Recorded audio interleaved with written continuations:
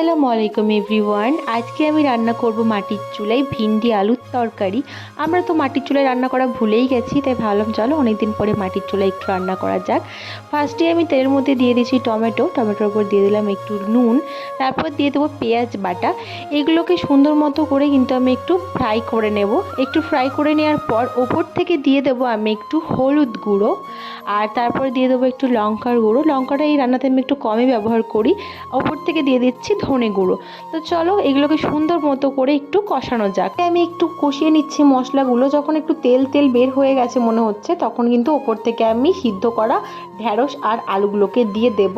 আগে থেকেই আমি কিন্তু ঢ্যাঁড়স আর আলুগুলোকে সিদ্ধ করে রেখেছিলাম। তো চলো এগুলোকে সুন্দর মতো করে একটু ভাজা যাক। আর এই রেসিপিটাতে একটু যদি মাছ পড়ে যায় দারুণ লাগে খেতে। যেহেতু আজকে আমাদের বাড়িতে মাছ ছিল না, তাই কিন্তু আমি মাছ দিইনি। তো চলো রান্নাটাকে একটু ভালো করে নাড়াচাড়া করে নিয়ে আমি ওপর থেকে দিয়ে দেবো জল। অনেকটা পরিমাণ জল আমি দিয়ে দিচ্ছি, যেহেতু একটু ঝোল ঝোল রাখবো তার জন্য। চলো এরপর রান্নাটা ফুটার অপেক্ষা রইলো। এদিকে আমার রান্না কিন্তু টকবক করে ফুটছে। এরপর রান্নাটাকে আমি নামিয়ে নেব। আর এই রেসিপিটা তোমাদের কাছে কেমন লেগেছে জানিও। ভিডিওটা এখানে এন্ড করছি। টাটা।